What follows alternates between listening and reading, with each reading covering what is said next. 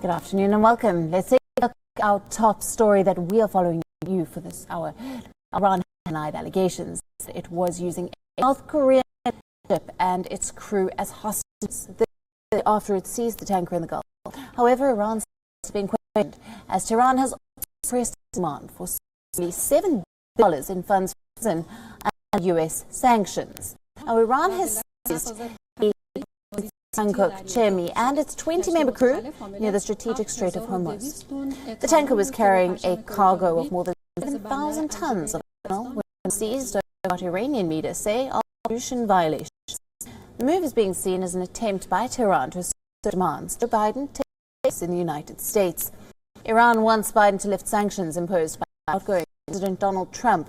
Tehran's critics have long accused it of capturing troops and foreign prisoners, a method gaining leverage.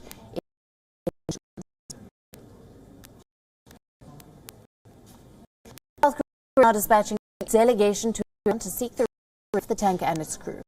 South Korea's foreign ministry is the Iranian ambassador. Now, South Korea's vice foreign minister, Choi Jin-kun, will go ahead with his visit to Iran in January and talk focus on the release of the ship as discussions on Iran's demand for the funds to be released. Meanwhile, South Korean forces have reached the sensitive region. A South Korean Navy destroyer has reached the Strait of Hormuz as tensions mount over Iran's aggression.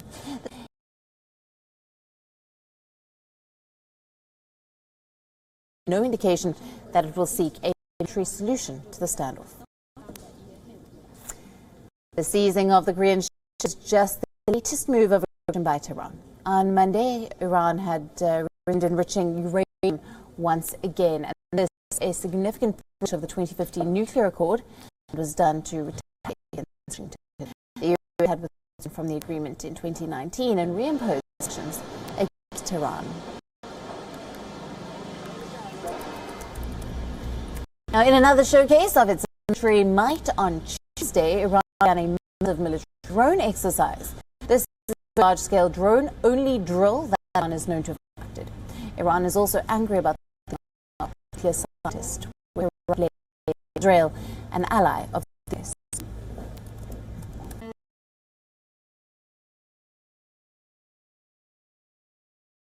Robert Edwin Kelly, American political analyst and professor at Busan National University. Thank you for your time today. Now, Iran denies using the Korean ship and crew as hostages. However, Iran's denial is being questioned as they have pressed their demand for the release of funds that are frozen under sanctions. Is this a negotiation tactic or a strong arming tactic by Iran? Yeah, I think probably the latter. I think that the Iranians are fairly fed up with the U.S. sanctions and the effort to sort of prevent countries from dealing with Iran and negotiating with it. The Iranians, as you pointed out in the initial report, have used hostage taking and tanker interdiction for a while, for several decades actually, in order to push countries and to sort of look gain. South Korea is a fairly small country, right? It's difficult for South Korea to project to the Gulf. It's also South Korea is also quite dependent on Gulf oil, so South Korea is sort of a ideal country to push in this way, right? It wouldn't want to do this direct once from larger state with the ability to project really serious force to the Gulf. So the South Koreans are in a tough spot. I would imagine there's a great deal of negotiation going between the U.S., South Korea, and the United States right now, but I find that highly unlikely. All right, and what take of timing in terms of the relations with the U.S. and sanctions? And we could be seeing this move as an attempt by Tehran to assert its demand, and this just 2 weeks before the shift of power in the U.S., the President-elect Biden taking office. Yeah, it's like you said, it's probably a signal. You have a president coming in.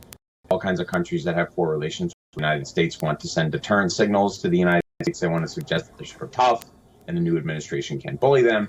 North Korea has a long history, for example, of doing this as well. New American presidents. I wouldn't be surprised at all at that. What this was intended to do, it's not particularly clear why Korea was. I have some ideas, right? South Korea sort of, so it's difficult for South Korea to project to the region, and South Korea is also quite dependent on oil. South Korea could have been a useful target of opportunity, but it's clear to me why something that's out there in the literature that really emphasized. But so it's probably intended for a kind of oblique signal. Australia has now reached the critical region in the Strait of Hormuz. I've said that there is no indication that they are seeking a military solution to the standoff. They have sent destroyers to that area. Yeah, that's right. I don't really like the of a choice. I mean, if your people get taken hostage, and was probably a violation, right? I mean, this idea that it was sort of pollution, most certainly up. I don't think anybody really thinks that, right?